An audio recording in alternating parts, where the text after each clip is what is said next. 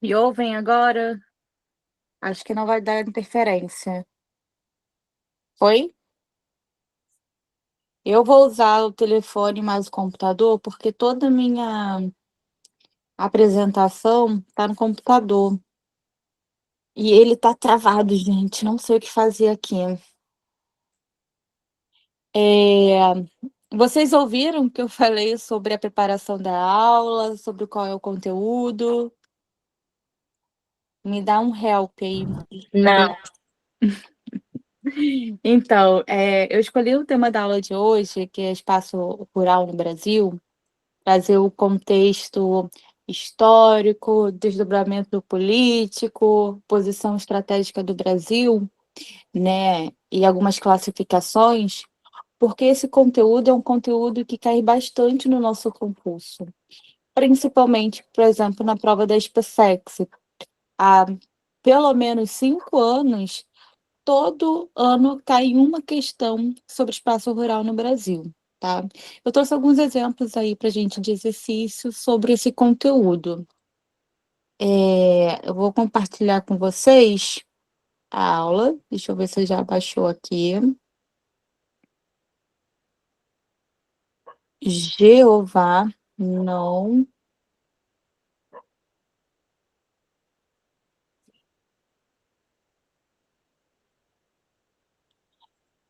Isa, talvez eu precise de você. Eu tenho como te passar tanta aula quanto os exercícios, aí você vai passando, porque eu vou desistir desse computador.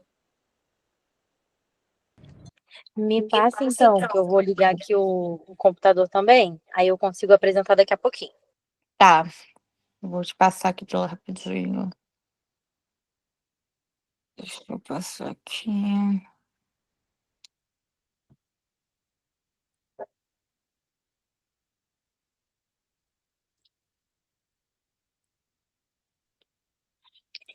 Enquanto isso, eu vou, de fato, gente, abandonar esse computador aqui que está comigo. Ele não está merecendo essa participação na aula de hoje. Vou pegar meu velhinho de guerra e vou ficar toda hora ligando e desligando ele, quer dizer, ligando e vendo se ele vai se estabilizar. Enquanto isso, a gente vai falando, tá? Só uma introdução rápida, né, do que é o espaço rural. A gente tem um espaço rural, aquela atividade que está ligada ao primeiro setor da economia, o espaço onde a gente. Jesus, gente, onde está ligado o primeiro setor da economia, ou seja, o espaço que está ligado à agricultura, à pecuária, o extrativismo, né? Então, esse espaço a gente chama ele de espaço rural, tá? E o Brasil, historicamente, ele está atrelado com o espaço rural, né? As nossas primeiras atividades econômicas, né, nossos primeiros ciclos econômicos se deram no espaço rural. A gente já teve uma aula sobre isso, né? Sobre o ciclo econômico do pau-brasil, que é extrativismo, sobre o ciclo econômico da cana-de-açúcar, que é a agricultura. Depois a gente teve o ciclo do ouro, que é extrativismo também. Depois a gente teve o ciclo do café, que também é, que é também agricultura, fora os outros ciclos intermediários, como algodão, né, pecuária, que também teve sua devida importância dentro do território brasileiro.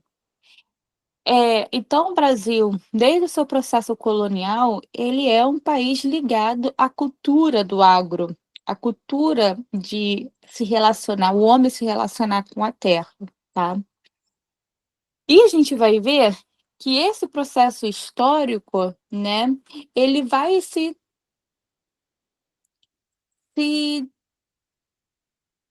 desdobrar no território, trazendo consequências econômicas e sociais até os dias de hoje, tá?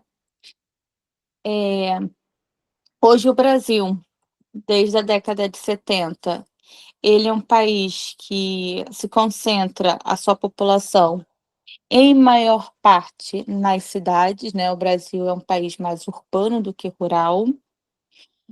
mas isso vai ter uns desdobramentos de ações que aconteceram tanto no espaço urbano e também no espaço rural, tá. Então a década de 70 para a gente vai ser uma década chave para entender o porquê o Brasil ele se tornou um país mais urbano do que rural. Até aquele momento, o Brasil se concentrava em suma maioria no espaço rural. Então a gente está falando aí, desde 1500 até 1930, que é quando a gente tem uma mudança, né, de políticas públicas, de investimento no espaço urbano. Aí bem que meu computador podia funcionar agora, hein. Deixa eu tentar entrar aqui nessa chamada.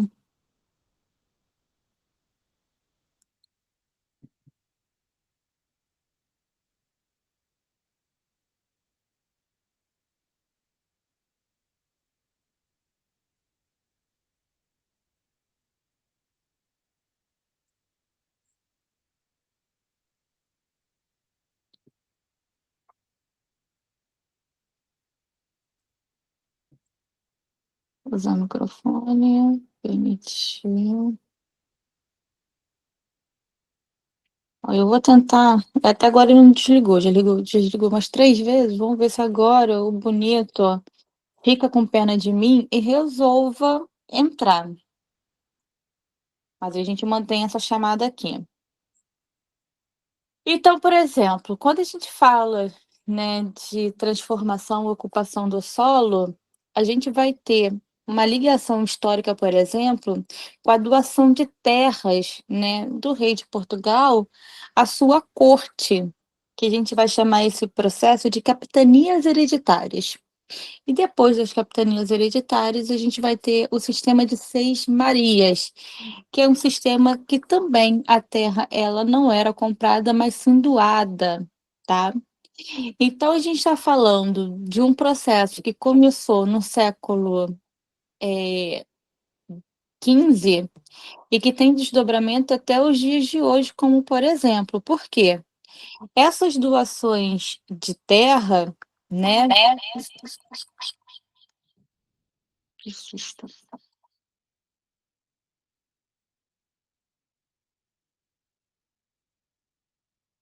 Vou ficar com esse microfone aqui com vocês. Ó, aparentemente tá tudo fluindo aqui. Deixa eu ver se eu consigo compartilhar. Ai, tô animada, gente. Torcem aí por mim. Vamos ver. Tá indo, hein? Eu não sei deixar a tela cheia, talvez é 11, F11. Foi. Vamos lá. Então, o espaço rural no Brasil. Conheça a importância econômica, social e estratégica do espaço rural brasileiro, fundamental para a produção de alimentos e ocupação territorial. Deixa eu passar aqui. Então, eu trouxe aqui para vocês o conceito de espaço urbano. Então, espaço urbano é uma área dedicada à atividade primária, ou seja, agricultura, pecuária e extrativismo. Difere-se do espaço urbano pelo predomínio de terra e recursos naturais, e está constante em transformação com a modernização. Então, se eu olho no campo hoje, esse campo ele não é mais o mesmo do que, por exemplo, do que eu estou falando para vocês que aconteceu lá no início da ocupação territorial do Brasil, tá? Então, hoje a gente tem um campo muito mais moderno, né? O campo, por exemplo, ele está com a sua expressão cultural muito forte nas últimas décadas. Só para a gente pensar, né? Desde 2010 até esse ano, por exemplo, então até 2024, o hit, né, ou seja, a música mais ouvida no Rio de Janeiro, vocês sabem qual é? Qual é o ritmo da música mais ouvida no Rio de Janeiro? Eu vi alguma coisa subindo aqui. Deixa eu ver, mensagem. A música mais ouvida no Rio de Janeiro, por exemplo, era o sertanejo universitário, né. Aí eu pergunto a vocês, sertanejo universitário, né, que tem a diferença do sertanejo raiz para o sertanejo universitário. E aí vocês vão entender que a gente está falando de um processo, o raiz, né, pré-modernização do campo, esse sertanejo então, Emanuel, esse sertanejo, por exemplo, do Chitãozinho Chororó, do Leandro Leonardo, Daniel, ele Rico e alguma coisa, esse sertanejo, ele contava a dificuldade do homem do agro, né? Ele contava como que era os períodos períodos sazonais, da distância do amor, porque o homem ele estava na lavoura. Então ele remonta esse passado do homem que lidava diretamente com a natureza. Hoje o agro, né? Hoje o agro ele está modernizado, né? Ele está com tecnologia, está com maquinário. E hoje o agro é pop. Esse sertanejo universitário, por exemplo, ele é o sertanejo da ostentação. Agora o cara não está mais dirigindo trator, ele está dirigindo Camaro amarelo. É assim que ele tira onda com Camaro amarelo. Então a gente está falando de um agro muito diferente desse agro mais antigo, tá? Eu havia comentado com vocês sobre a estrutura fundiária brasileira. A estrutura fundiária brasileira atual reflete a sua origem das capitanias hereditárias e de Seis Marias, com forte concentração, com grandes latifúndios, que convive com poucos agricultores familiares. O que significa latifúndio? Latifúndio é o termo técnico para grande concentração de terra. A gente vai ter latifúndio ou minifúndio. Late é de grande, grande concentração de terra. E essa grande concentração de terra, muitas das vezes, ela tem um único dono ou uma família comandando essa quantidade de terra. Só para a gente pensar aqui, vocês já foram no Maracanã, no estádio do Maracanã, que é um dos estádios mais famosos do mundo, né? O estádio do Maracanã, todo o complexo dele, eu não estou falando só do campo de futebol, não. Eu estou falando do campo do futebol, eu estou falando da arquibancada e eu estou falando de tudo que é murado por fora do Maracanã. Muito grande, não é? Todo esse complexo equivale a 1 hectare. Quando eu falo de latifúndio, por exemplo, eu estou falando de propriedade rurais que chegam em torno ali de 100 hectares, 1.000 hectares. Então eu estou falando de 100 vezes o tamanho do Maracanã. Tudo isso comandado às vezes por uma pessoa ou uma família importante, tá? E isso é uma herança, né, colonial que a gente herdou aí de Portugal, tá? O Brasil, ele é um país com muita concentração de terras. Por exemplo, aqui a gente pode falar um pouquinho sobre a agricultura familiar e o agronegócio. O que é agricultura familiar? A agricultura familiar produz alimentos básicos para o mercado interno com mão de obra da própria família, ou seja, uma agricultura de subsistência. Ou seja, o agricultor, ele vai plantar aquilo que ele vai comer. O que ele vai vender são os excedentes, ou seja, aquilo que sobrou. Ele consegue fazer a venda e assim conseguir se monetizar. Porque, a priori, a principal atividade para esse agricultor é a sua subsistência. Por isso que a gente vai chamar essa agricultura familiar. Ela vai ser de minifúndio, ou seja, pequeno pedaço de terra. Os seus trabalhadores são pessoas da família, né? A gente brinca, fala que o espaço rural as famílias são numerosas, né? Com, sei lá, 7, 8 pessoas, 10 crianças. É porque esses indivíduos familiares, esses jeitos da família, eles viram mão de obra, né, para suas colheitas, para plantar, para semear. Já na agricultura de agronegócio, ela é focada para a exportação, ou seja, produz em larga escala, né, um tipo de produto para vender para fora. Essa agricultura utiliza alta tecnologia, tá, em grandes propriedades. Então, a gente tem 2 exemplos aqui antagônicos. Pequena propriedade, aonde você vai ter uma produção de policultura, ou seja, mais de um tipo de espécie sendo cultivada, aonde quem vai trabalhar vai ser os próprios familiares, né? É uma agricultura de subsistência, ou seja, planta aquilo que vai comer, mas aquilo que consegue vender, ou seja, o excedente, consegue abastecer o mercado interno. Então, quando a gente vai se alimentar, por exemplo, eu pelo menos aqui que moro no Rio, né? O Rio, segunda maior cidade do Brasil. Então, o espaço rural aqui, a gente até tem, assim, lá longe, nas áreas mais afastadas da cidade, uma agricultura urbana, mas é muito recipiente, muito pequena.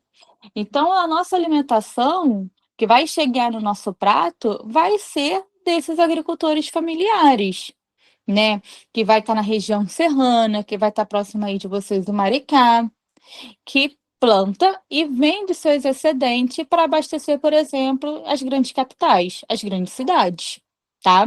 Então, o alimento que chega na nossa mesa não é o alimento produzido pelo agronegócio, porque no agronegócio visa a exportação dos produtos, tá? Então, em ambos são essenciais à economia brasileira, complementando-se em escala com foco na produção. Deixa eu passar aqui. Tá tudo bem até agora? Vocês estão conseguindo acompanhar? Perfeito. Deixa eu falar um pouquinho com vocês aqui sobre algumas questões, tá? O Brasil, ele criou uma lei, essa lei não está aqui presente, mas ela vai ser fundamental para a gente pensar. Assim que acabou a escravidão no Brasil, lá em 1888, 89, essa mão de obra que era mão de obra escrava, negra, africana, né? Ela era em abundância, era a maior população de concentração, era a população escravizada. Quando eles foram libertos, né? Eles foram libertos, mas não receberam a oportunidade do Estado de continuar o seu ofício, ou seja, a lida com a terra não foi oferecida para essa população a oportunidade de continuar fazendo aquilo que eles já faziam há gerações e as gerações desde que chegaram aqui no Brasil, que era lidar com a terra, tá?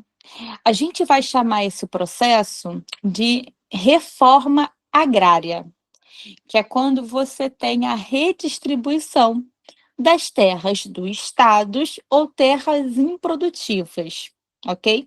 Então, o Brasil, ele liberta, mas ele não dá a oportunidade nem a dignidade dessa população, uma vez liberta, de continuar fazendo sua prática.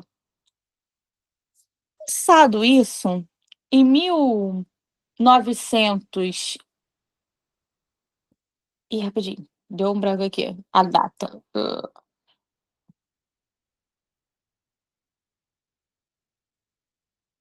Gente, só um minutinho aqui. Deu branco. Deixa eu pesquisar aqui. Que loucura.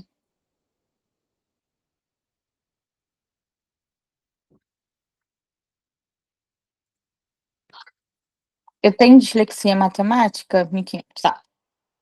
Então, às vezes, eu erro os números, mas dessa vez me deu branco.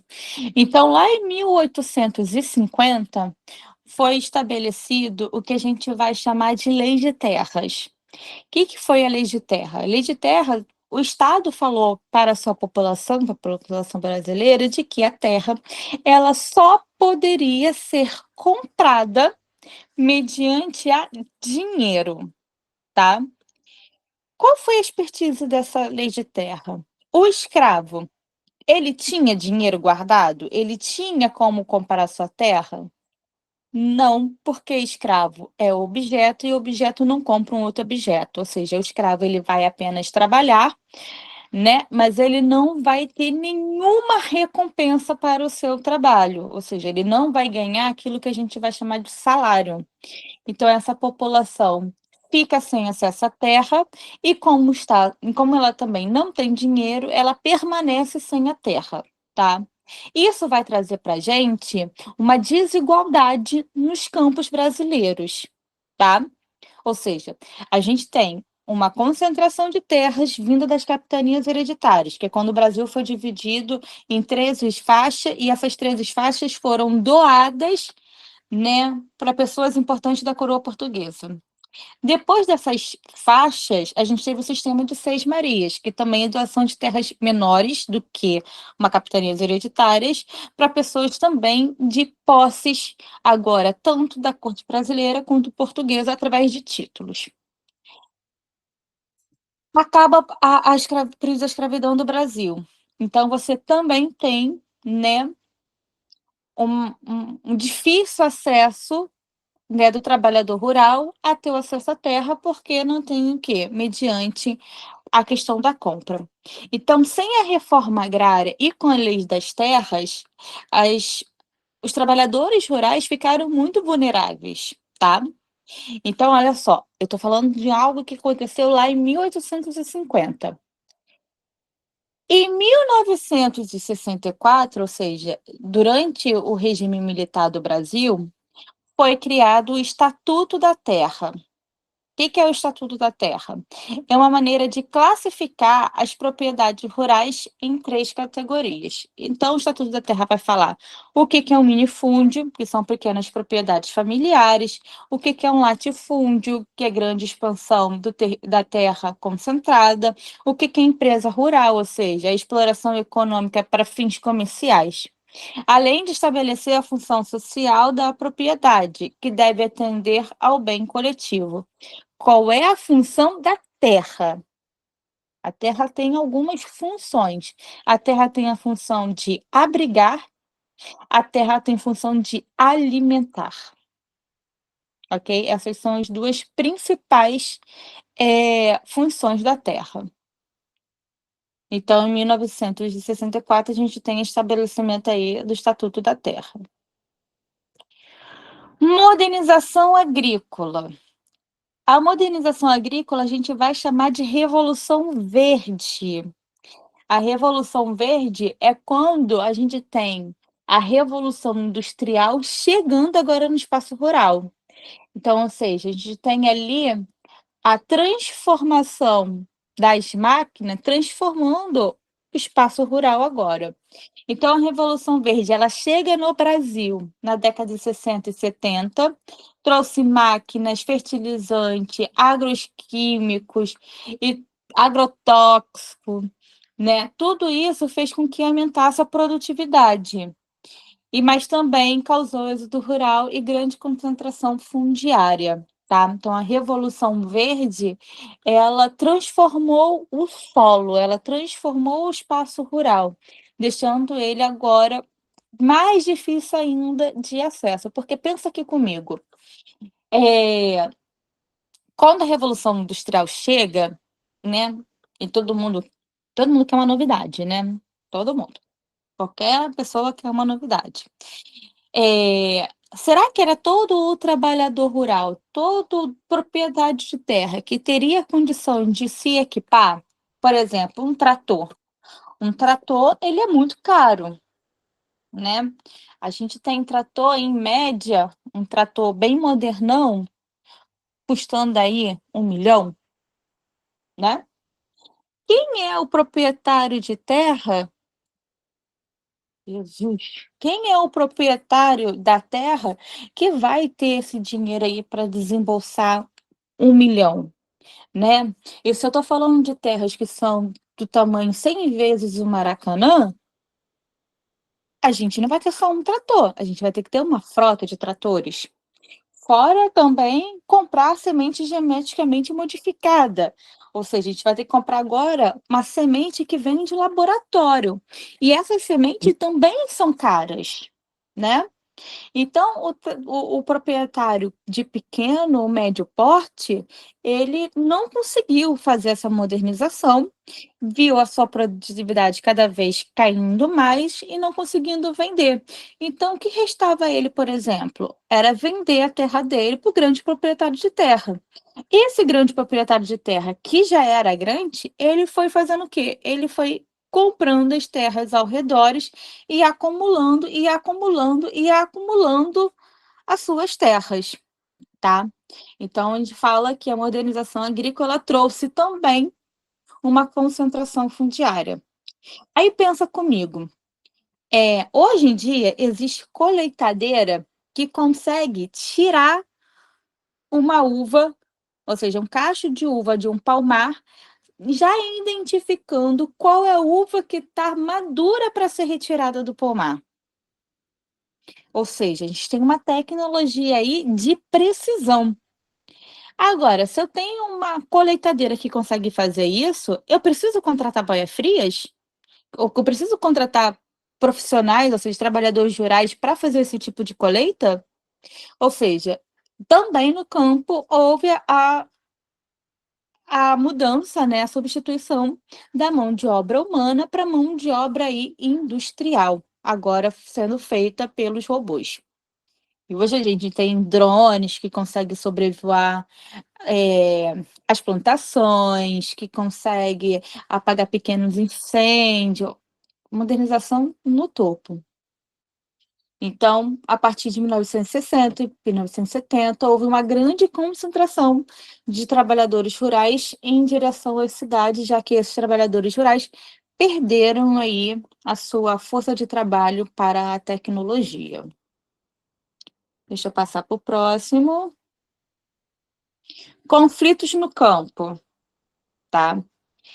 Como eu falei para vocês, o Brasil, até os dias de hoje, ele não teve reforma agrária, ou seja, a redistribuição de terras para fazer com que haja uma diminuição da desigualdade no campo.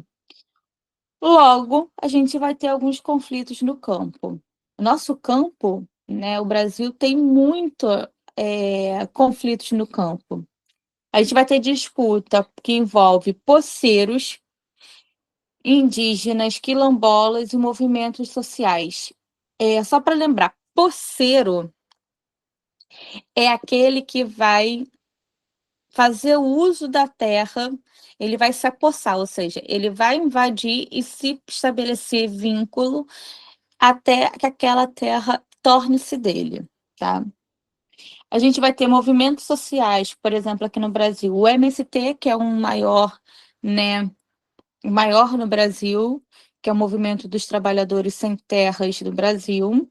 A gente vai ter a Via Campesinata, que vai lutar por reforma agrária e direitos no campo. A gente vai ter violência e Estado, conflitos persistentes, o papel do Estado é decisivo na mediação, muitos conflitos no Estado. Política pública, né? Como o Estado ele consegue fazer essa mediação. Então, ele criou um INCRA, que é o órgão que vai regulamentar, né, essa reforma agrária, só que de pequena escala, para os assentamentos familiares. Então, quando você tem uma invasão do MST ou uma invasão de poceiros, e eles conseguem estabelecer vínculo, eles conseguem produzir naquela terra, quem é o órgão que vai regulamentar essa ação vai ser o INCRA, tá? Então, o INCRA, por exemplo, é também o órgão que vai distribuir terras para os quilombolas, que estão aqui presentes no nosso território desde que os africanos vieram para cá. Programas de apoio, o PRONAF, o APA, a PNE, que são incentivo à agricultura familiar e à segurança alimentar. Quando a gente fala em incentivo à agricultura familiar, são créditos que o governo oferece para pequenos produtores rurais, para eles conseguirem aí um subsídio, investir mais em técnicas, né, para aumentar a sua produtividade. E desafios atuais no campo, persiste a desigualdade social e a falta de assistência técnica adequada, tá? Nosso campo ele é muito desigual.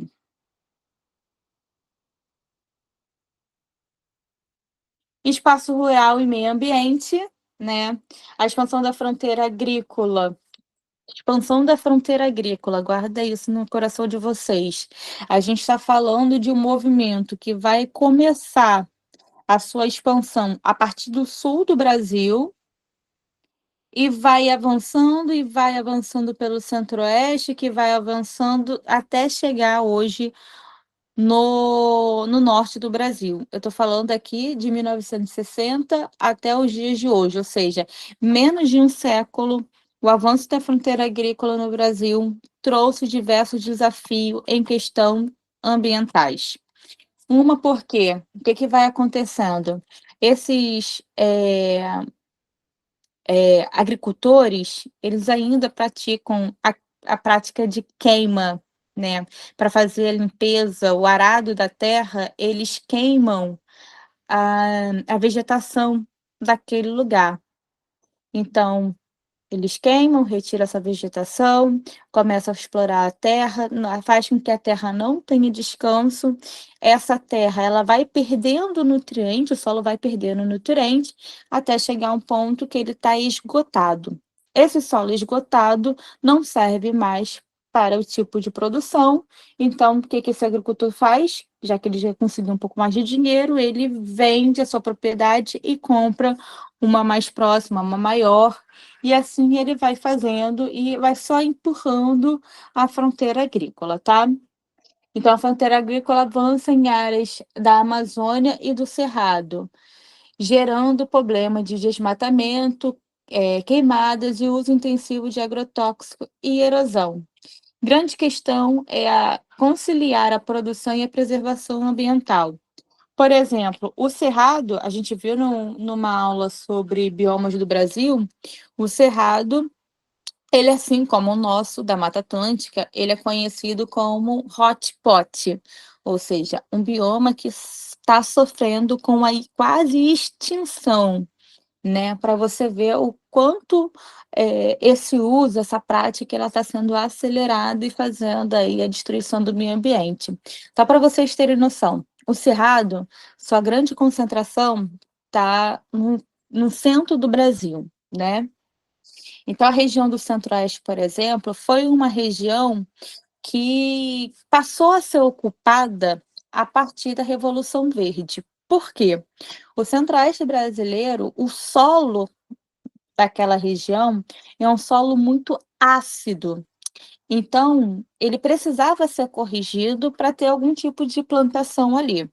Então, a Revolução Verde, né, através de insumos químicos, através de mudança em laboratório, fez com que esse solo pudesse ser explorado pelo agronegócio, porque ele está falando de investimento caro. E quem vai fazer isso tem a finalidade de produzir para exportar, tá? E quando a gente fala de agronegócio, eu estou falando de grande propriedade de terra, uma única, né, produção, ou seja, monocultura, voltado para exportação com um único dono. Perfeito. Então, o Cerrado, até 1960, era um território, né, com suas naturezas, com seu bioma, com a sua flora ainda presente. E hoje você tem a destruição de 70% do cerrado, ou seja, de 100% já se foram 70%. E a gente está falando de 1960, 70, 80, 90, 2000, 2010, 2020. Apenas 70 anos você teve aí uma redução de 70%, tá? Uma região do Brasil que mais vem sofrendo com o processo de desmatamento e também da queima, a gente chama ela de Matopiba, que é a região do Maranhão, do Maranhão, Tocantins, Piauí e Bahia, tá? Matopiba. Essa região você tem aí o desmatamento e a queima, ou para a exploração de madeira, ou para também produção de soja no Brasil. Então, só para a gente finalizar aqui essa parte, uma revisão e questões chaves, o histórico da estrutura fundiária, concentração de terra, a relação entre agricultura familiar e agronegócio, o papel do Estatuto da Terra e a função social, o impacto da modernização e desafios socioambientais e os conflitos e a política vigente. Tá? Vou passar para vocês agora. Deixa eu parar aqui, interromper. Deixa eu passar aqui para vocês. Meu Deus, como eu saio daqui? Oi. Deixa eu passar para vocês agora os nossos exercícios. Deixa eu aqui. Eu faço aqui outra janela.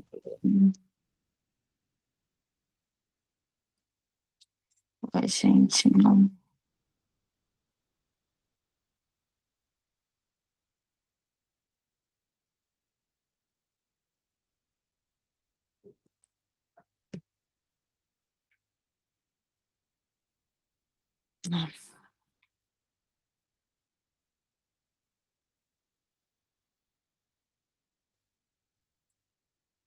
Escorrendo para cá, para vocês não verem a resposta.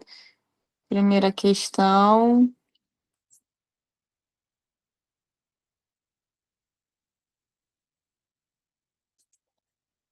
Aquele esquema de sempre.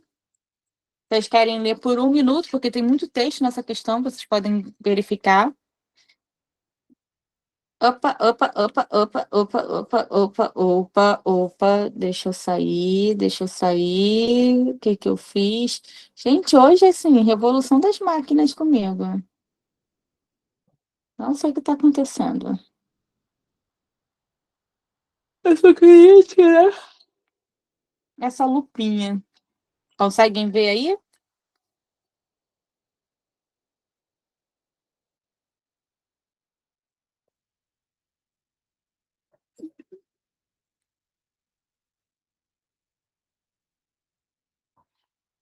Então, deixa eu ler com vocês essa questão.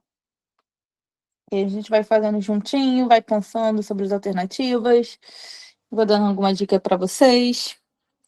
O título: A superfície ocupada por tipos de agricultura em cada estado. Em verde, a gente tem aqui agricultura 1, e em amarelo eu tenho agricultura 2, tá? Ou seja, olha aqui para a região do Centro-Oeste. Eu tenho mais predominância de quem? Da agricultura 1 ou da agricultura 2? Pensa aí comigo. Aqui está falando tamanho de terra, tá? Quantos milhões de hectares? Eu tenho fazenda com mais de 50 milhões de hectares, ou seja, extremamente grande propriedade de terra. Aí vamos lá. De acordo com a análise do mapa, o número 1 e o número 2 na legenda corresponde, respectivamente, às quais seguintes tipos de agricultura. Alguém tinha colocado a 2, né? Oi, cadê? Manuel. O Manuel que colocou, sim.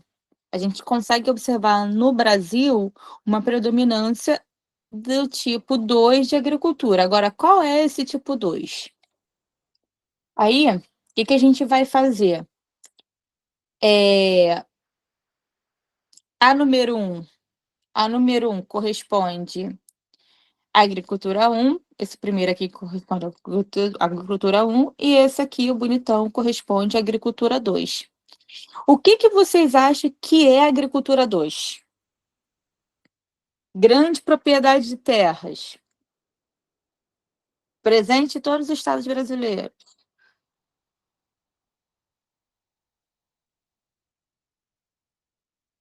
E aí? Ó, já tem gente colocando a resposta, hein? Eita, não, cancelar. Meu Deus, quase eu. BB, BC. Deixa eu passar aqui para a próxima questão. Letra B, agricultura familiar e agricultura não familiar.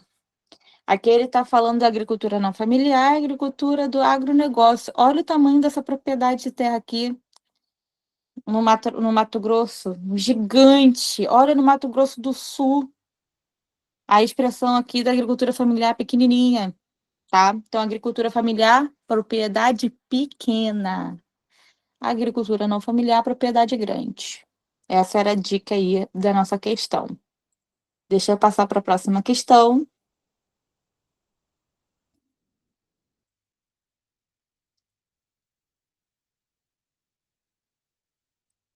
Tá,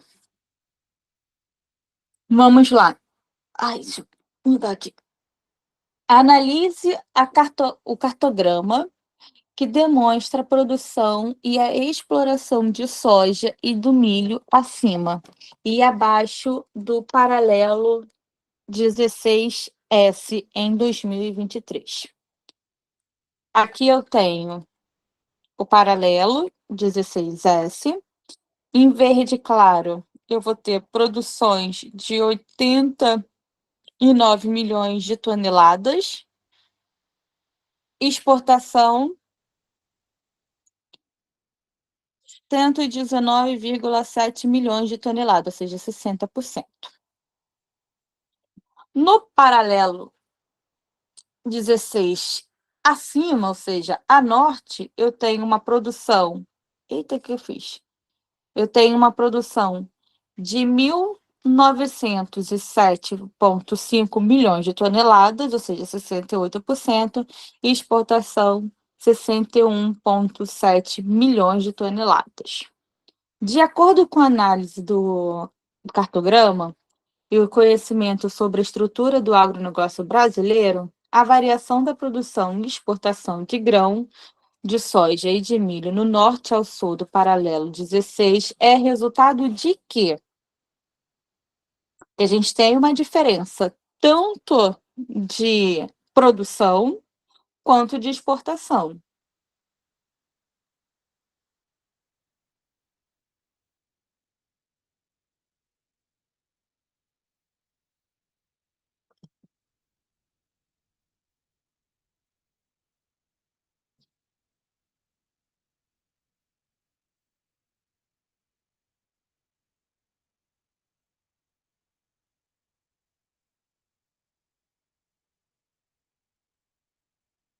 E aí, o que que vocês colocaram? Olha, na parte de cima, por exemplo, eu tenho muito mais produção, mas olha o número de exportação. É muito inferior. Na parte de baixo, olha o número aqui de produção. A parte de exportação é extremamente superior. Eu vi que tem gente colocando o D de dado. Deixa eu ver mais aqui, se alguém colocou mais alguma coisa. Gente, eu tô cismando que eu tenho que exportar. C. Gente, onde eu vi D de dado? Que loucura. Ah, D. Tá certo, não tô louca, não.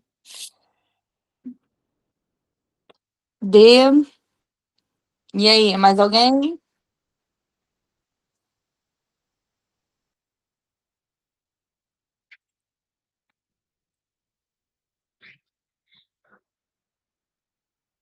Mais alguém para me responder? Eu posso passar para a gente ver qual é a alternativa.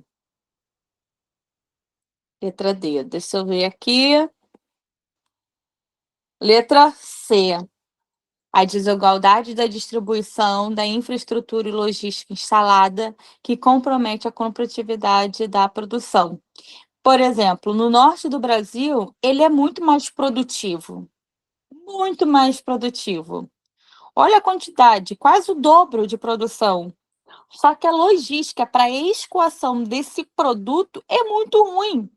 A gente está falando de uma área que você tem uma área de floresta, a gente está falando de lugares que você tem bacias hidrográficas de rios encachoeirados.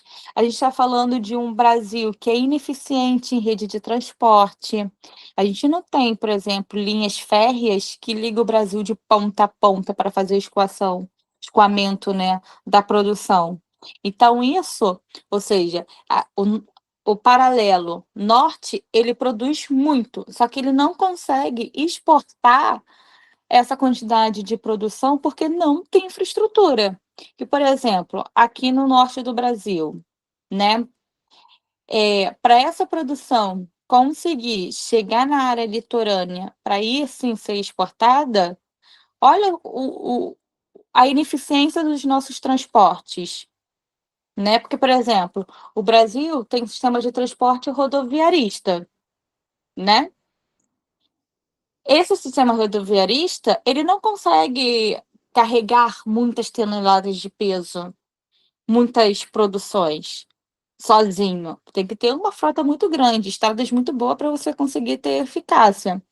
Se você tivesse um sistema ferroviário, um sistema hidroviário de excelência, de ponta para fazer escoamento dessa produção, a parte do norte estaria exportando, né, a mesma coisa que eles estavam produzindo. Só que a gente vê aqui, olha, que o que eles produzem, eles só exportam só 34%, porque é ineficiente. Enquanto na parte do sul do Brasil, que você tem uma logística melhor, é um pedaço menor do, do país, você tem estrutura aqui de porto, né, estrutura portuária, você ainda tem trens que carregam, né? Você tem o rio, por exemplo, o rio Tietê, que é um rio de integração com os países da Mercosul, que eles conseguem exportar produção por lá.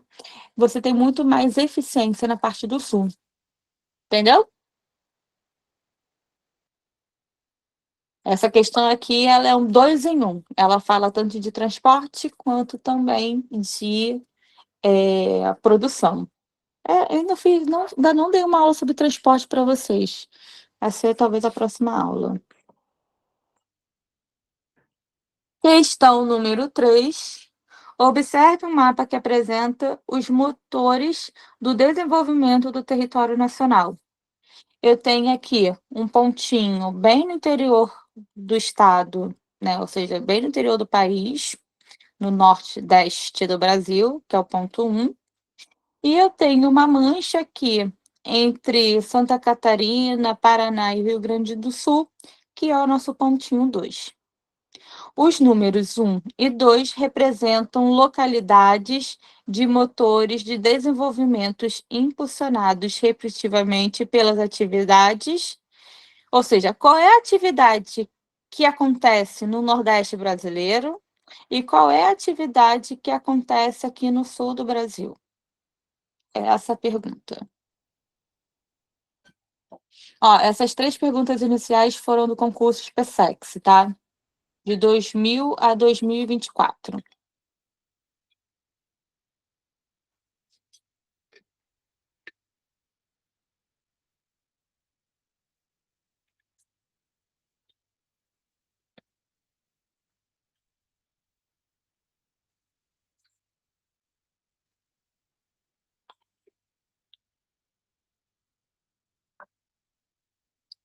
Dúvida entre A e letra C?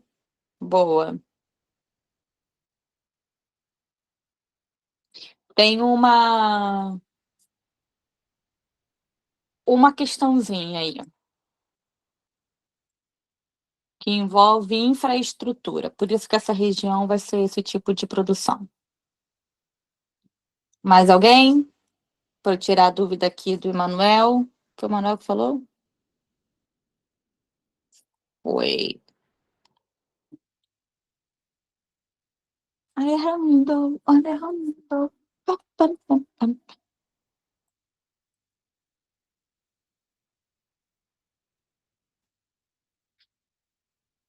Ó, vou passar, hein, gente. Quero chegar até a questão número 13, faltam 10 ainda. Ou vocês querem mais um pouquinho de tempo?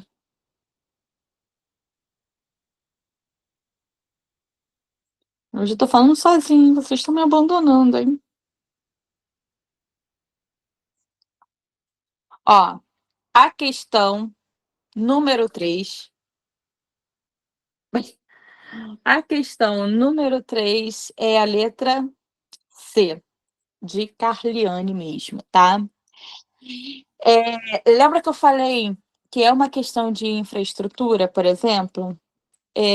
O Nordeste brasileiro, ele vai ser um polo de fruticultura no Brasil, tá? Produção e exportação de frutas tropicais, tanto para abastecer o mercado interno, quanto para abastecer o mercado externo, né. Por quê? Região do Nordeste, você tem radiação solar o ano inteiro, né, clima quentinho. E tem um fator que foi fundamental agora na no nosso século, que foi a transposição do Rio São Francisco. A gente já falou sobre bacia hidrográfica no Brasil, né? O Rio São Francisco é esse rio principal que vai cortar o semiárido nordestino, né? Levando água para os sertanejos. Então, o que que vai acontecer? A obra do Rio São Francisco retirou a água do rio principal, levando água para dentro do território, ou seja, para as áreas mais afastadas, para fazer a prática de irrigação. A partir dessa prática de irrigação, né, o Nordeste brasileiro se tornou aí expoente de produção de frutas tropicais, por conta do clima e por conta agora da infraestrutura que tem a água presente nessa região. Por exemplo, no tarifaço agora do Donald Trump, né, um dos elementos que foram taxados pelo governo norte-americano foi a exportação de manga, né. O Brasil exporta muitas mangas para os Estados Unidos.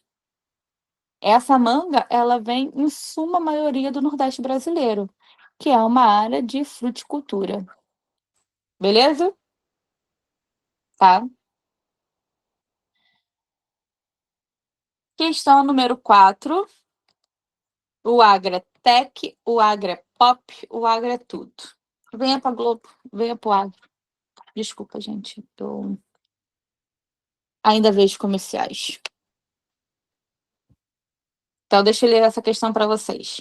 Nos últimos anos, a mídia brasileira tem vinculado propagandas que ressaltam a importância do setor agrário, né, principalmente o agroindustrial, na formação do produto interno bruto, o PIB. No entanto, o setor tem gerado críticas quanto ao seu impacto no espaço brasileiro. Ou seja, o agronegócio, ele, ó, elevou o PIB do Brasil. Mas será que os brasileiros conseguiram ver a cor desse dinheiro? Será que houve aí uma distribuição de riqueza? Será que agora todo trabalhador rural conseguiu ganhar aquele faz-me rir interessante que o agro conseguiu faturar bilhões? Um superávit? Então, vê aí qual é a alternativa que vocês colocam.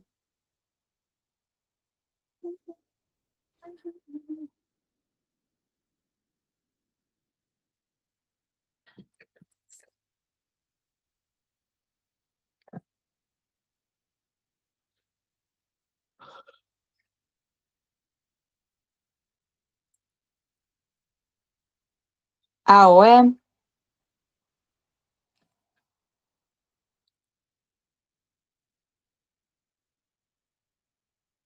Tá. A, qual foi a outra alternativa?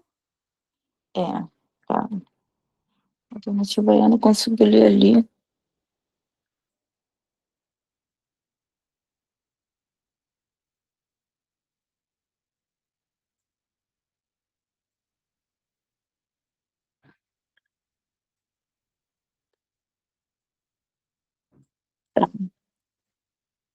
Porque fica aparecendo para mim bem em cima da alternativa E, aquela tarjazinha informando que eu posso interromper o compartilhamento, então eu não consigo ler a alternativa. Que coisa boa da tecnologia, muito tecnológica. Ó, só tem uma pessoa me respondendo, hein?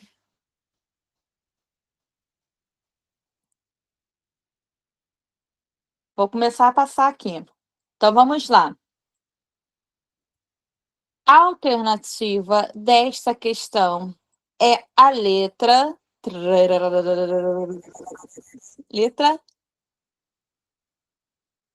D de dedo. Por que a D de dedo, não letra A e nem letra E? Vamos lá para as alternativas. Letra A. Olha como que ela induz a gente.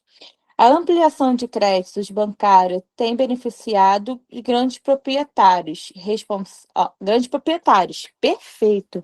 Até essa vírgula, tudo maravilhoso. Mas, ao continuar, tá entendendo? Responsável pelo sistema de policultura. Policultura aqui está errado, tá? Porque quem pratica policultura são os agricultores pequenininhos, são os agricultores familiares. Os grandes proprietários de terra, os agro, então, olha, exportando, eles exportam monocultura, ou seja, várias terras com um único tipo de espécie. Letra B. O agronegócio não está restrito no campo. Daí tudo bem. Eles se especializaram nas áreas urbanas por meio de dependências em atividade de vinda da industrialização e dos setores de serviço, promovendo uma subordinação do campo à cidade. Ou seja, quem manda no campo é a cidade? Não, tá? A indústria que vai para o campo é uma indústria própria do campo. Porque, por exemplo, eu andando aqui na cidade, eu não vejo um trator passando pela rua, né? Eu não vejo uma colheitadeira dando um rolê pela orla do Rio de Janeiro. Por quê? Esses tipos de maquinário, esses tipos de presença industriais vai estar ligado no campo, tá? E tem uma relação de cooperação entre o campo e a cidade. A cidade necessita do campo para, né, ser abastecida e o campo necessita da cidade para poder fazer suas vendas. Perfeito? Letra C, porque não pode ser ela. O grande legado vem sendo produzido pelo setor é o pelo setor é o banimento do consumo agrotóxico. O agro agora não usa agrotóxico. Meu sonho de consumo. Se tem uma coisa que eu faço falar assim, Carliane, e aí? Qual é o teu sonho de consumo? É não usar os agrotóxicos, porque faz mal para o trabalhador rural, faz mal para o solo, faz mal para os rios, faz mal para a gente. Ou seja, em todo o processo, o agrotóxico faz mal. Então, não pode ser ele. Na letra D, que é o gabarito, a modernização das atividades agrícolas modificou demasiadamente a relação do trabalho no campo, ou seja, mudou radicalmente o trabalho no campo. A mecanização das lavouras e da exportação se desenvolveu associada à qualidade de técnica dos trabalhadores, possibilitando uma redução dos boias-frias, ou seja, esses trabalhadores rurais, né, que iam para as lavouras só para fazer a colheita ou o plantio. Hoje, tem máquinas capazes de fazer esse tipo de trabalho, então podem ser substituídos. E na alternativa letra E, por que não pode ser ela? Enquanto o agronegócio sofre críticas contundentes em relação ao descompasso entre a economia e o social, perfeito, aí sem defeito nenhum, aí tem um negócio que complicou para a gente, né? Está dizendo, no campo ambiental, o setor é referência ao promover e instalar áreas verdes de proteção aos mananciais do Cerrado Brasileiro. Acabei de falar para vocês que o agronegócio está destruindo o Cerrado Brasileiro. Por quê? Esses caras não estão nem aí para o meio ambiente, tá? Então, letra D de dado. Questão número 5.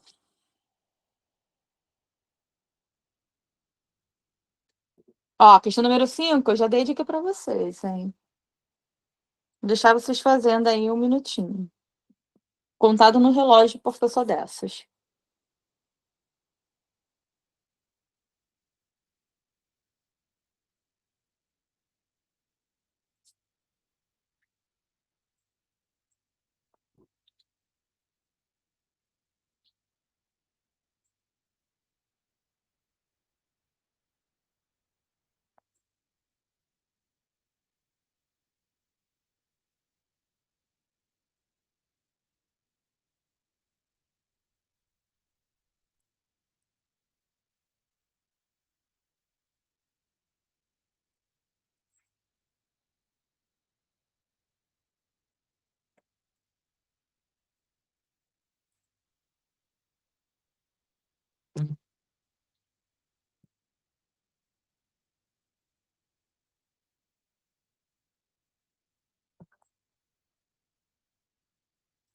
Letra B. Letra B.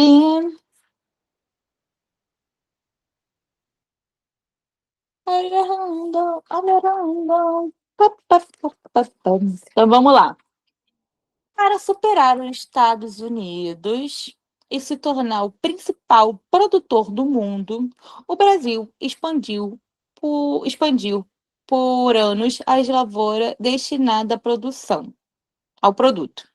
Só entre 2000 e 2014, a área destinada a plantar essas commodities. Epa, bonitos e bonitas, tem uma palavrinha aqui estrangeira no meio do texto, hein? E essa palavrinha, ela é muito usada, né, para falar do agro, para falar aí do espaço rural brasileiro. O que que é commodity? Vou fazer uma pequena pausa. Commodity é o termo utilizado para dizer que aquele produto, né, que aquele recurso natural, ele sofreu alteração de valor e passou a ser um produto operado aí por grandes corporações, chegando aí a ter o seu valor atrelado nas bolsas de valores. Ou seja, pegar um produto que não está aqui na nossa lista. Tá, vou pegar o ferro, minério de ferro. O minério de ferro é um recurso natural. Ele é extraído aí do nosso solo. Esse minério de ferro, quando ele passa a ser commodity, ele tem um valor agregado, ou seja, ele tem um valor pré-estabelecido pelas negociações na bolsa de valores. Então, ele deixa de ser um recurso natural e passa a ser um produto com valor agregado, tá? Ou seja, ele está falando para gente que esses produtos aqui, café, soja, milho, cana-de-açúcar ou cacau, não é apenas um recurso natural, não é mais um alimento. Ele passou a ser um alimento com valor de mercado, tá? Isso significa commodity.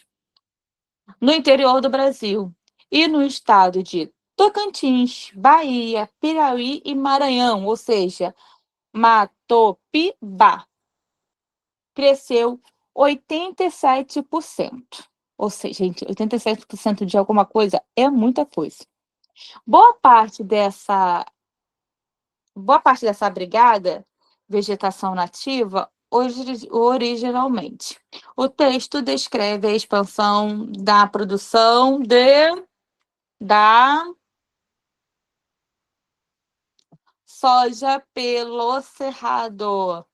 Aqui, vocês poderiam ir pelos estados e pelo bioma que tem nesses estados. O cerrado, ele é o nosso segundo maior bioma, tá? Ele vai pegar ali uma grande concentração do centro-oeste brasileiro, do norte do Brasil, finalzinho do norte do Brasil. Ele vai estar presente também no Nordeste, tá? Até no Sudeste a gente tem o Centro-Oeste. A gente tem o Cerrado no Brasil, que é o nosso segundo maior bioma. E esse bioma, ele vem sendo destruído, né, pelo arco do desmatamento, que é essa área aí, Matopiba, para produção de soja no Cerrado. Então, muito bem para quem acertou aí, letra B. Questão número 5, questão aí petititinha, tranquilo, suave.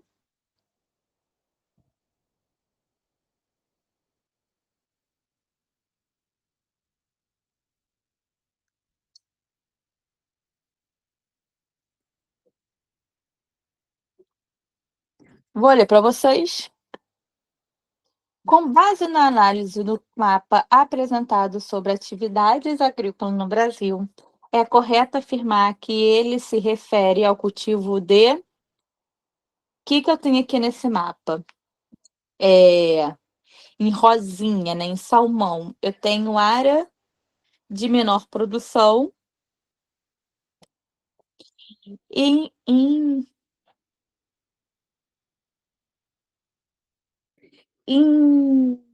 marrom escuro, eu tenho área de maior produção. Aqui está o tamanho. Os limites da floresta amazônica, contínua em 2005. Qual desses genes aqui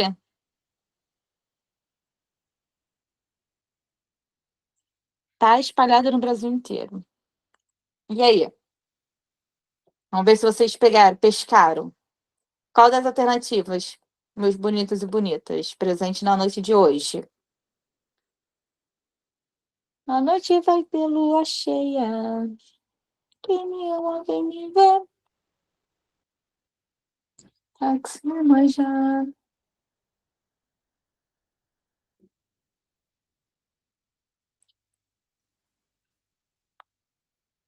Alguém respondeu? Note, ninguém me respondeu.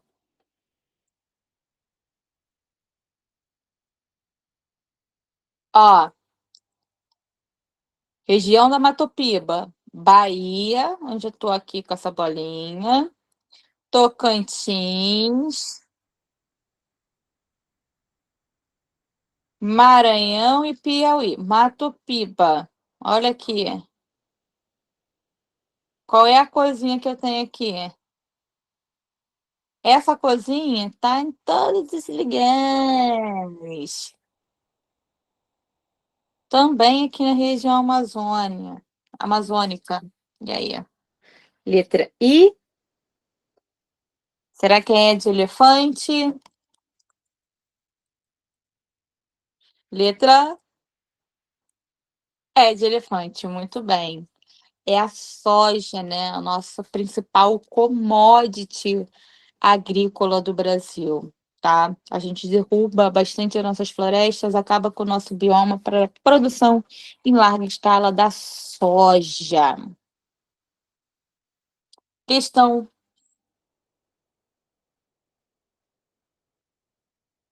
Vocês viram, né, que eu tô muito louca, né? Da 5 vai passar para 7 porque era a outra, a 6 que estava lá. Enfim, gente, que loucura que eu sou. Vamos lá, questão número 7. Analise a alternativa correta. A chamada Revolução Verde teve início na segunda metade do século XX, compreendendo a implementação de mudanças nas técnicas agrícolas e na estrutura fundiária, com vista a aumentar a produção, ou seja, quer aumentar a produção. Vários países do mundo implementaram suas medidas, incluindo o Brasil. Sobre a Revolução Verde e o seu contexto, assinale a alternativa correta. Vão aí, pensam aí e me dê a alternativa.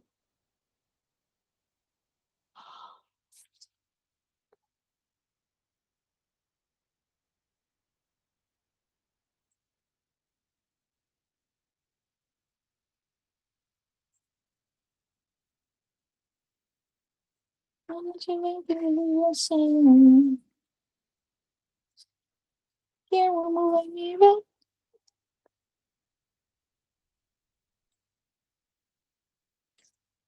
Bom, bom, bom, bom.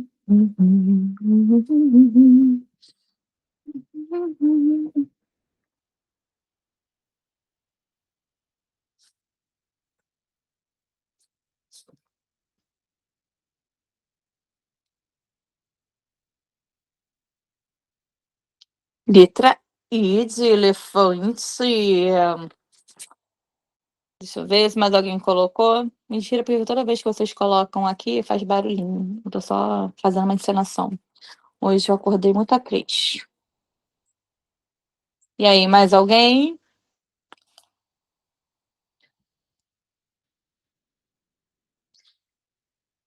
Vamos ver se acertaram a alternativa. Eu acho que acertou, tá?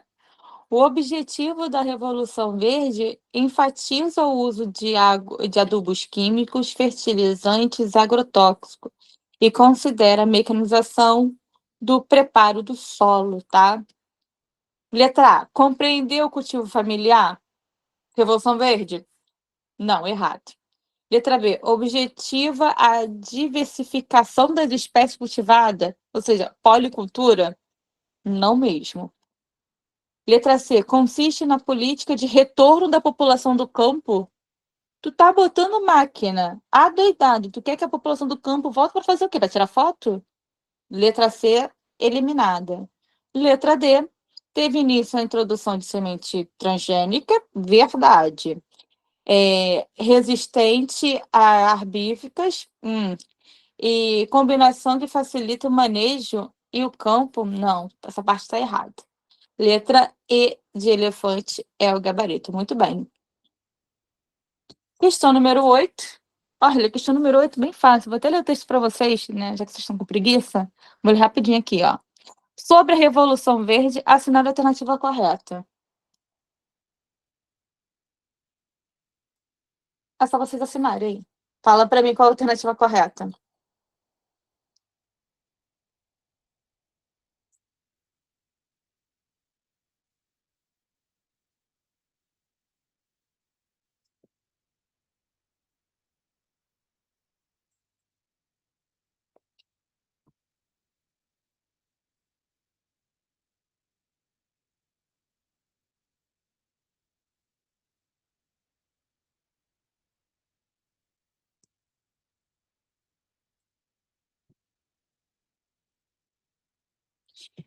Será que foi um movimento impulsionado pelo Partido Verde na Europa, na segunda metade do século XX, apontava ao aprimoramento via mecanização da produção agrícola e o uso generalizado de sementes geneticamente modificadas?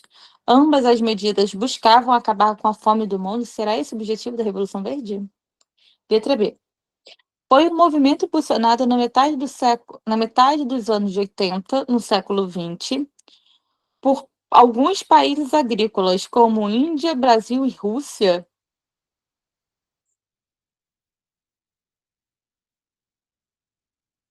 Será que foi a gente que inventou a Revolução Verde?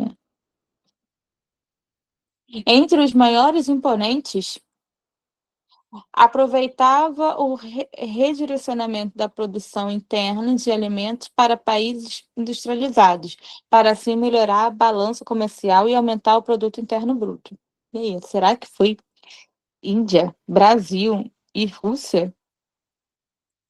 Letra C. Foi uma iniciativa impulsionada na década de 60. Alguns países do sul global, entre eles o México.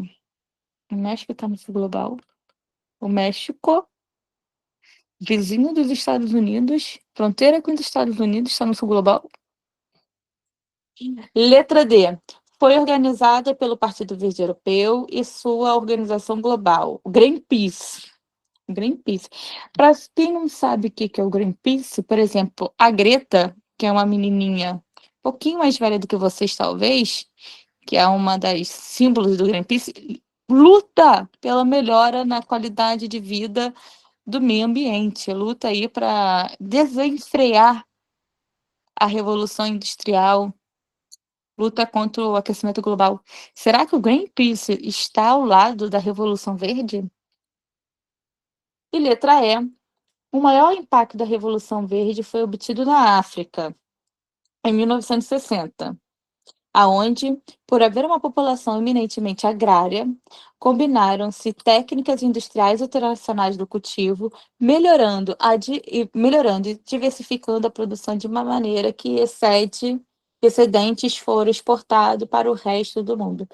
A África, quando eu penso assim, Revolução Verde, vem a África na minha cabeça? Ou seja, a África é o continente que conseguiu mais sucesso, conseguiu investir mais em tecnologia no campo. E aí, minha galera? Qual a alternativa?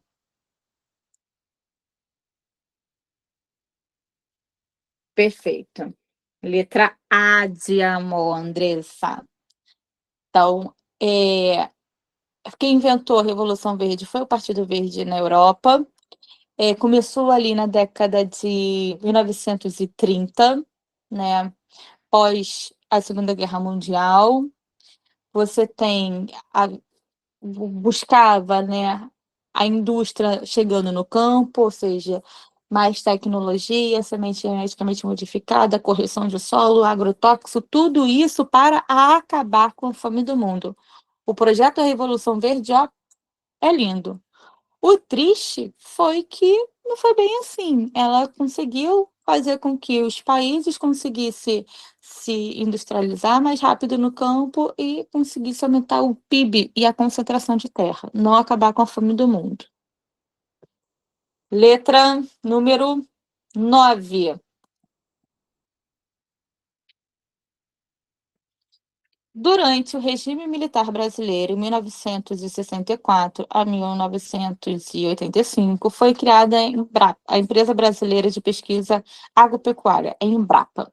O objetivo principal dessa empresa estatal era, e ainda é, a produção e a transferência de tecnologia que estimulem o desenvolvimento da agricultura e da pecuária no Brasil, adquirindo destaque em termos de inovação e pesquisa de ciência ao longo dos anos de existência.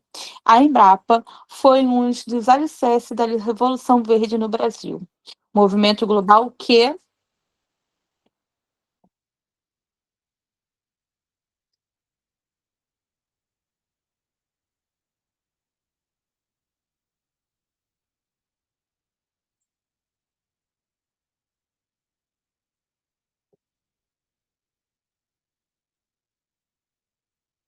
vou ler para vocês por conta da hora.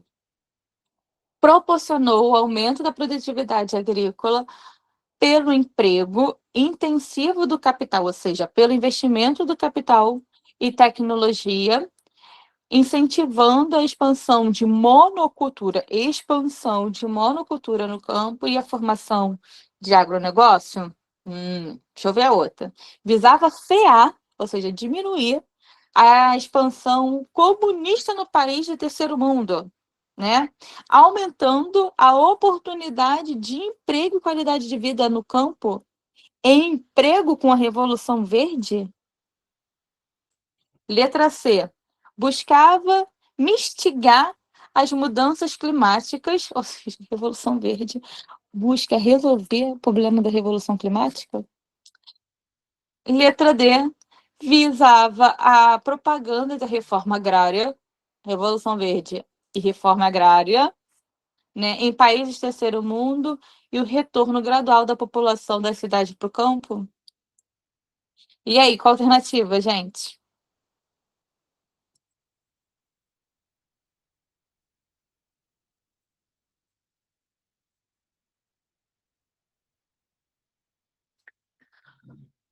Muito difícil essa, hein, gente? Letra A novamente, tá? A Embrapa é essa empresa estatal brasileira que foi a pioneira por trazer tecnologia, ciência para o campo brasileiro, tá? Visando aí a expansão da monocultura, ou seja, com práticas e técnicas de produção, ok? E a começo da formação do agronegócio. Quando eu falo de agronegócio, eu estou juntando tanto o capital, eu estou falando de banco, que é voltado para o agro, levar a internet para o meio agrário, entendeu? Eu estou falando de produtos que vão ser operados na Bolsa de Valores, eu estou falando de toda uma infraestrutura para dar suporte ao primeiro setor da economia. Então, letra A é a número 9. Depois da 9, a gente pula para 11. Louca, gente, louca. O êxodo rural é um fenômeno de migração que envolve o deslocamento da população da área rural para a área urbana. Esse emprego implica que as pessoas deixem o campo, as zonas rurais, e se mude para cidades, vilas ou centros urbanos em busca de melhores condições de vida, emprego, educação, serviço e oportunidade. Sobre o êxodo rural, verifica-se que... O que a gente pode verificar sobre o êxodo rural?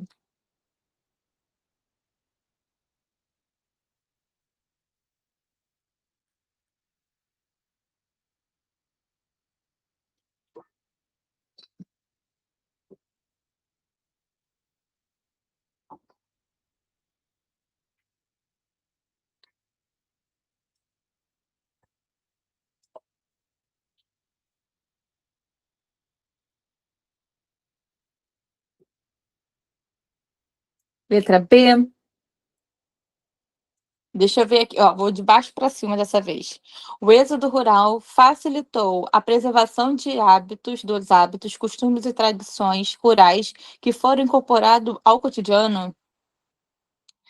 Então, agora, no Rio de Janeiro, no calçadão de Copacabana, a gente vai ter um grande rodeio, né? Ou no meio da Avenida Paulista, a gente vai ter ali uma rodada sertaneja, né? Então, está errada. Letra C. O movimento do êxodo rural, dentro da lógica do processo migratório, é classificado correntemente como migração pendular. Migração pendular vem de pêndulo, ou seja, vai e volta. É aquela migração que o indivíduo faz diariamente. Ou seja, quando eu saio daqui, do Rio de Janeiro, e vou a Maricá dar a minha aula, e retorno de Maricá para os meus aposentos, descanso da beleza, eu pratico a migração pendular. Eu não saí do espaço rural e fui para a cidade, para ser do rural. Então também está errado.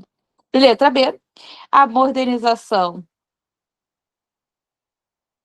que é o gabarito. A modernização agrícola, embora possa aumentar a produtividade, muitas vezes resulta na diminuição de demanda de mão de obra rural, levando as pessoas a procurarem emprego em outros setores. Linda essa, perfeita. Quase tirei aqui de tanta emoção. E por último, só para ver, porque não pode ser essa, a movimentação do êxodo rural envolve muitas vezes aspectos econômicos.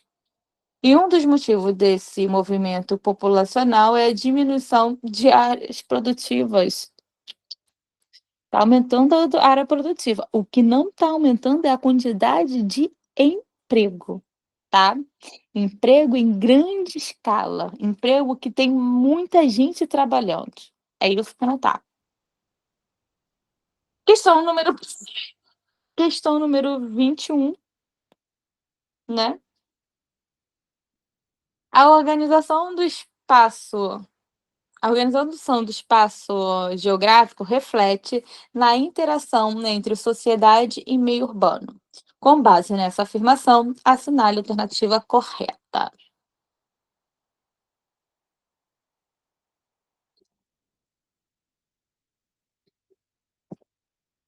Ó, agora quero saber sobre o espaço rural e meio ambiente.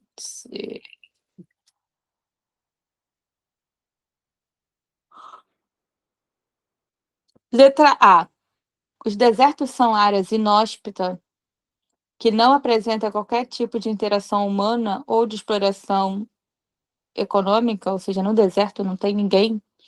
Nem um pacto, nem nada, né. Letra B, a urbanização não alterou a dinâmica do ecossistema local. Agora eu saio de casa e vejo um jacaré, não posso ser essa. As mudanças climáticas globais são fenômenos naturais e não tem relações com atividades econômicas. Para quem é negacionista, é essa alternativa, né? Mas aqui não somos negacionistas, acreditamos nas ciências. E letra D, a exploração de recursos naturais pela sociedade moderna não tem impacto significativo no meio ambiente. A gente está só destruindo, assim, eliminando do planeta Terra o bioma chamado Cerrado. E letra E, que é o gabarito, o avanço do desmatamento na Amazônia é consequência da exploração agropecuária e de política de incentivo ao crescimento econômico na região. Esse é o gabarito.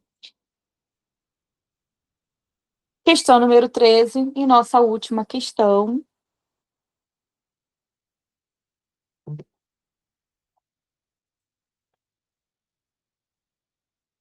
Tá. Observe a imagem que apresenta o total de queimadas em quilômetros quadrados no ano de 2012, em território nacional. Aqui, olha. Eita, Pantanal pegando fogo, gente. E olha, indo em direção, olha, aqui é o Piauí. Sai aqui do Mato Grosso do Sul e ó, só sobe, só em direção ao Piauí. A área em destaque com presença dos círculos no mapa corresponde ao quê?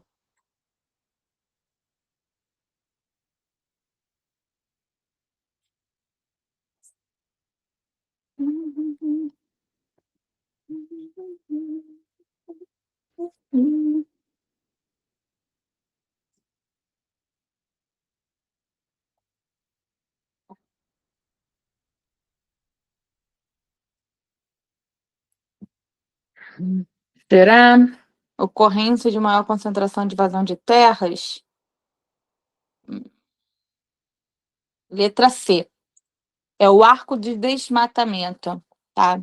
Lembra que eu falei aqui para vocês do Maranhão, do Piauí, né, do oeste da Bahia, do Tocantins? Esse aqui, por exemplo, é o arco do desmatamento. Por quê? O que que vem acontecendo? É, lembra que eu tô falando da queimada aqui? O índice aqui é de queimadas por quilômetro quadrado. A população, ou seja, os agricultores, eles fazem a prática da queima, que é para fazer a limpeza do território. Então, eles tacam fogo para fazer o roçado. Esse roçado ele é feito. A terra, como não tem muito nutriente nessa região aqui, ela fica pobre muito rápido e eles vão, olha, para a próxima terra, para a próxima terra, para a próxima terra. Com isso, só vai ter o quê? O avanço, né, desse arco do desmatamento para a produção agrícola e pecuária nessa região ou extração de madeira, tá? Com essa questão, de fato, agora eu me despeço de vocês. Espero que vocês tenham gostado. Eu gosto bastante dessa aula de espaço rural, porque traz um pouquinho a dimensão de uma outra realidade aqui para a gente, é que a gente vive boa parte no espaço urbano. Dê atenção e carinho, com amor ao espaço rural, porque a gente já viu que cai bastante nos nossos concursos, sempre tem uma questãozinha, então você conseguindo aí passar essa questão, conseguindo acertar essa questão, você avança bastante, já que tem muita gente que tem dificuldade com o espaço rural. Desculpa o atraso, tá? Tô aqui agora que o computador resolveu funcionar, mas ele deu a louca nele, e o outro que eu peguei, péssimo, tá? Como ele é meu, não podia reiniciar, né? Faz parte.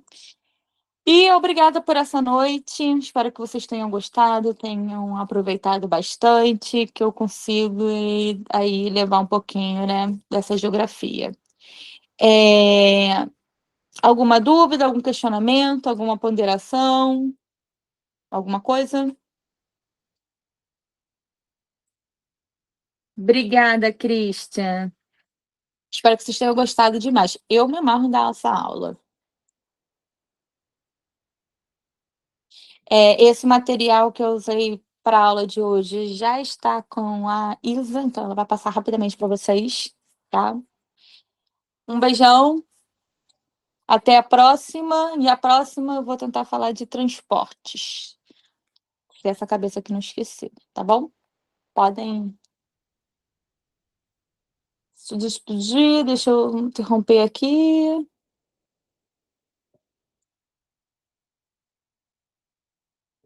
Ai, caramba, cadê eu? Deixa eu fechar aqui. Deixa eu fechar aqui.